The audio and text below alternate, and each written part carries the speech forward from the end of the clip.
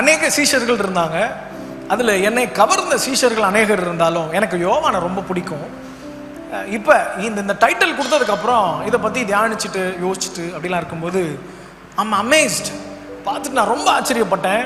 நீங்களும் நானும் பாக்கியசாலிகள். ஏன்னா இங்கேருந்து இப்போ இஸ்ரேலுக்கு எல்லாரும் போயிட்டு இருக்காங்க. ஆமாம் தானே? இயேசு வாழ்ந்த இடம், இயேசுடைய சீஷர்கள் ஊழியம் செய்த இடம், யோர்தான் நதிக்கரை, அது இதுன்னு போய் பார்த்து மண்ணெல்லாம் எடுத்துகிட்டு வராங்க. அது அந்த மண்ணே கிடையாது, அது வேற வித்துட்டு இருக்காங்க. பார்த்துருக்கீங்களா? அங்கே இருக்கிற தண்ணி அப்படின்லாம் சொல்லி இங்கே இருக்கிற தாத்தா மாதிரிலாம் என்னை ஒருத்தர் கூப்பிட்டு வந்து இது யோர்தானில் பிடிச்ச தண்ணி அப்படின்னு சொன்னார். அப்புறம் அவங்க வைஃப் சொன்னாங்க, அது கொட்டி போச்சு பாஸ்டர், பைப்பில் பிடிச்சி வச்சுருக்கேன், சொல்லிடாதீங்க. சரி, இதெல்லாம் இருக்கும்போது அங்கே இருக்கிற தேவனோடு கூட ஊழியம் செய்த ஒரு அப்போஸ்தலன் அங்கிருந்து இத்தனை 1000 கிலோமீட்டர் வந்து கடல் வழியா இல்லை, தரை வழியாவே என்ன பண்ணார், வந்தார். வந்து ஸ்ட்ரெயிட்டாக கேரளா போயிட்டார். அதனால நீங்கள் நல்லா கவனிச்சிங்கன்னா சவுத் சைடு வந்து நிறைய ஆண்டவரை ஏற்றுக்கொண்ட அநேகர் இருக்கிறார்கள். இப்பொழுதும் அதிகமாக அங்கேருந்து தான் எழுப்புதல் பரவி கொண்டு அநேக ஊழியர்கள் எழும்பி கொண்டே இருக்கிறார்கள். இங்கெல்லாம் இந்த பக்கம் எல்லாம் அநேக ஊழியர்கள் எழும்பி இருக்கிறார்கள். இதனால் நாம் எல்லாம் கர்த்தருடைய தாசர்களாக வந்திருக்கிறதுக்கு காரணம் என்னென்னா, அந்த ஒரு தேவ மனுஷன் அங்கேருந்து வந்தது தான். ஆமாம், 1ஆம் நூற்றாண்டுலேயே வந்துட்டாரா? ஆமாவா இல்லையா?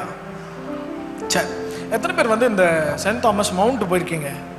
சென்னை வாசிகள் சூப்பர். சரி, அங்கே ஒரு சர்ச் இருக்குது, ஒரு ஆசி சர்ச் இருக்குது, சாந்தோம்னு ஒரு சர்ச் இருக்குது. அங்கே எத்தனை பேர் போயிருக்கீங்க? ஏங்க நான் போய் ஆர்சி சர்ச்சில் எப்படிங்க போகிறதுன்றீங்களா? இல்லை, அவருடைய கல்ற எங்கே தான் இருக்குது, அங்கே தான் இருக்குது. அவர் கொல்லப்பட்ட இடம் தான் எது அப்படின்னா மவுண்ட்.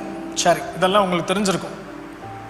என்னை கவர்ந்த விஷயம் என்னன்னா, அவர் கட்டின சர்ச் மொத்தம் எத்தனைன்னா நாட் 7.5 7.5 பள்ளி அப்படின்னு வாங்க. நீங்கள் சவுத் சைட்லாம் போனீங்கன்னா எத்தனை பள்ளின்னா சர்ச்சு 7.5 பள்ளின்னு வாங்க. திருவிதாங்கூடுன்னு ஒரு ஏரியா. இப்போ இந்த மீட்டிங் முடிச்சுட்டு நான் அங்கே தான் போகிறேன். அங்கே ஒரு மீட்டிங் எனக்கு ஒரு நாள் அங்கே தான் போகிறேன். அங்கே அடிக்கடி நான் போகிறது வழக்கம். அந்த சர்ச் வந்து கல்லில் கட்டப்பட்டு அவராலே கட்டப்பட்ட ஒரு சர்ச். அங்கே போகும்போதெல்லாம் ஆச்சரியமாக இருக்கும். இப்போ இது சிரியன் சர்ச் அண்டரில் இருக்குது. இன்னும் தோமாவை பின்பற்றுகிற அநேக மார் தோமாஸ்ன்னு சொல்லி ஒரு காங்கிரிகேஷனே இருக்கிறாங்க. ஒரு மனுஷன் வந்து ஜீவனோடு இந்த பூமியில், அதுவும் நம்ம ஊரில் வந்து இங்கே ஒரு 10 வருஷம் கிட்ட இருந்து ஊழியம் செய்திருக்கிறார். இவரால் தொடப்பட்ட பீப்புள் மொத்தம் எத்தனை பேர் இருப்பாங்கன்னு நினைக்கிறீங்க? இந்தியாவில் இவர் ஊழியம் செய்த நாட்களில் இவரால் தொடப்பட்ட ரட்சிக்கப்பட்ட ஜனங்கள் எவ்வளோ பேர் இருப்பாங்கன்னு நீங்கள் நினைக்கிறீங்க? அப்ராக்சிமேட்டாக சொல்லுங்கள் பார்ப்போம். 1 லட்சம், 2 லட்சம், 5 lakhs? விசுவாசம் பெரியது. வேற முழிக்கிறேன், நீனே சொல்லிடு. 37 lakhs ஆமா. ஹல்லேலூயா. பயங்கர ஆராய்ச்சியாளர்கள்லாம் சொல்றாங்க அந்த நாட்களில் 37 லட்சம் பேர்கிட்ட அவரால் தொடப்பட்டார்கள். ஹல்லேலூயா. சரி, 37 லட்சத்தில் நம்ம அப்படியே ஃபில்டர் பண்ணி அதில் கொஞ்சம் உருப்படியாக இருக்கிறதுன்னு எடுத்துக்கிட்டோம்னா அட்லீஸ்ட் ஒரு 10 லட்சம் தராது? ஆமாவா இல்லையா? அந்த 10 லட்சத்தில் ஒரு 5 லட்சம் ஆண்டருக்காக வைராக்கியமாக ஊழியத்துக்காக எழும்பியிருக்காது? Yes or no? இன்னைக்கு அநேகர் ஊழியம் செய்வார்கள். எப்படின்னா ரிட்டையர்ட்லாம் ஆகிட்டு நடக்கவே முடியாமல் வந்து ஊழியம் செய்ய போகிறேன். தப்பு இல்லை. நான் எந்த இடத்துல இருந்தாலும் ஆண்டவர் எனக்குன்னு ஒரு காலிங் வச்சிருப்பார். உங்கள் மேலே ஒரு அழைப்பு வச்சிருக்கிறாரா? சுவிசேஷம் அறிவிப்பது எல்லாரும் மேலும் விழுந்த கடமை. சொல்லுங்க பார்ப்போம். கடமை, அது எல்லாரும் மேலும் விழுந்த கடமை. கண்டிப்பாக we have to do. சரி, ஆனால் நான் வந்து ஸ்கூல் படிக்கும்போது ரொம்ப பயங்கர ஷை. எனக்கு வந்து எதுவுமே என்ன பேசவே தெரியாது. கடைக்கெல்லாம் போனால் 100 ரூபாய் கொடுத்து 90 ரூபா பொருள் வாங்கினா மிச்சம் எவ்வளோ வாங்கிட்டு வரணும் காசு? நான் வந்து அப்படியே வந்துடுவேன். அவன் கூப்பிட்டு 10 ரூபா வாங்கிட்டு போடா அப்படி. பஸ்லேயே போனதில்லை. ஏன்னா எனக்கு சில்லறை கொடுத்து திரும்ப வாங்க தெரியாது. அந்தளவுக்கு பயங்கரமான ஆள். நான் காலேஜ் படிக்கும்போது, யூஜி படிக்கும்போது எனக்கு மொத்தம் வந்து 30 பேப்பர்ஸ் இருந்துச்சு. அதில் வெறும் 24 பேப்பர் மட்டும்தான் அரியர், மற்ற எல்லாமே பாஸ். ஒன்றும் பிரச்சனை இல்லை. இதெல்லாம் வந்து எனக்குள்ள ஒரு காம்ப்ளெக்ஸ் கிரியேட் பண்ணிட்டே இருந்துச்சு. நீ வந்து ஃபிட்டே கிடையாது அப்படின்னு சொல்லி. ஆனால் ஆண்டவர் பார்த்து கொண்டே இருந்தார். ஒரு ரைட் டைம் வந்துச்சு. எனக்கு ஒரு நல்ல பழக்கம் உண்டு. I have no any worldly friends. அந்த நாள்ல இருந்து இந்த நாள் வரைக்கும் ஒரு உலக பிரகாரமான நண்பர்களையும் நான் வீட்டுக்கு கூப்பிட்டு வந்ததில்லை. அப்படி ஒரு கேங் எனக்கு கிடையவே கிடையாது. இன்னொரு முக்கியமான விஷயம், 30 வருஷமாக எங்கள் வீட்டில் டிவி இல்லை. சூப்பரில் ஹல்லேலூயா. அப்பா அம்மா வந்து பயங்கரமான ஸ்ட்ரிக்ட் கிடையவே கிடையாது.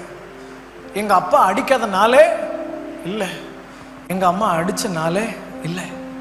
ஆனால் நான் அம்மாவுக்கு ரொம்ப பயப்படுவேன். ஏன்னா எங்கள் அப்பா வந்து ஏதாவது தப்பு பண்ணிட்டா, தப்புனா பயங்கரமான தப்பு, ஃபோனில் அப்போ ஒரு ஃபோன் இருக்கும் 1100 3310, அதை பார்க்கும்போதே பயங்கரமாக இருக்கும். வீசணுன்னா முடிஞ்சு மண்டை உடைச்சிடும் அந்த மாதிரி. அதில் ஒரு ஸ்னேக் கேம் இருக்கும், எத்தனை பேர் தெரியும்? பரவாயில்லையே, இதை விளாண்டா அப்படி அடிப்பார். பாவம்டா பாம்புடா.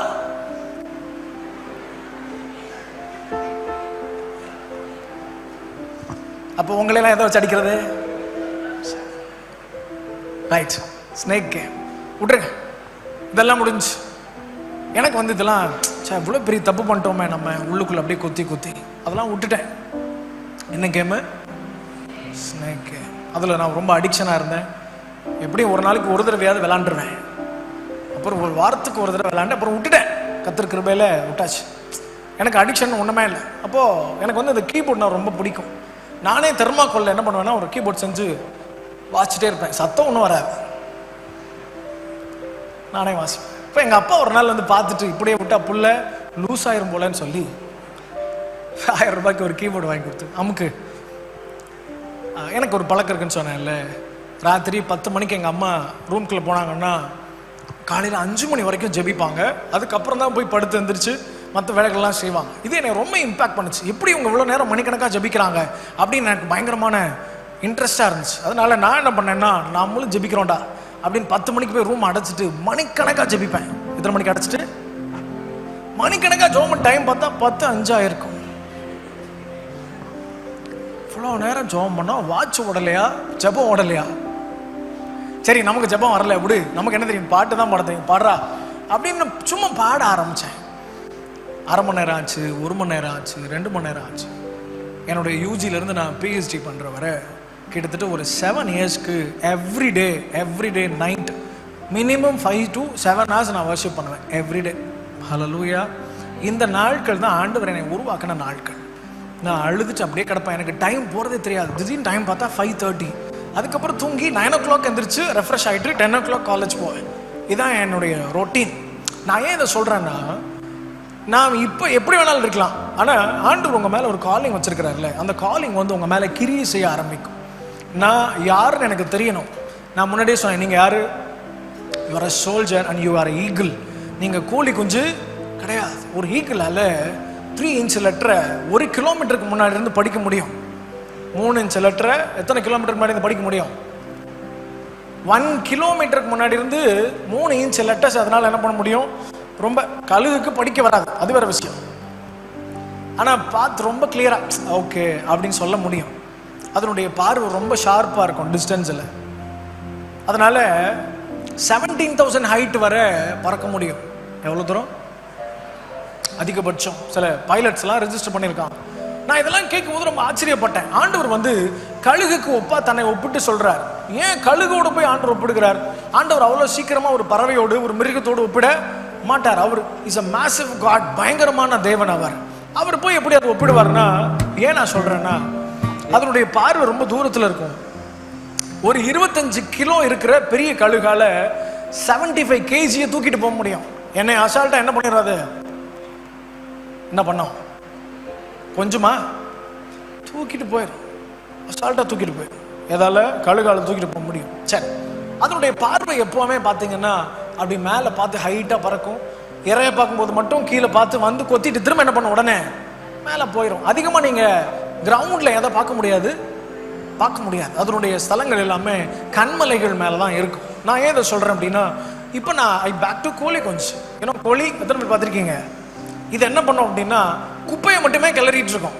எஸ், கீழே கொத்திட்டே இருக்கும். நீங்கள் அரிசி போட்டாலும் குப்பையெல்லாம் கிளறி விட்டு உள்ளே இருக்கிற புழு பூச்சி எடுத்து கோழி குஞ்சுக்கு ஃபீட் பண்ணிகிட்டே இருக்கும். அதனுடைய பார்வை எப்போவுமே இன்னைக்கு என்ன தேவை, இந்த குப்பையில் ஏதாவது கிடைக்குமா அப்படின்னு அன்னன்னைக்கு இந்த உலக பிரகாரமான மனுஷனை போல. ஆனால் கழுகு அப்படி இல்லை, அது எப்போவுமே ஃபியூச்சரை யோசிச்சுட்டே இருக்கும். ஹல்லேலூயா.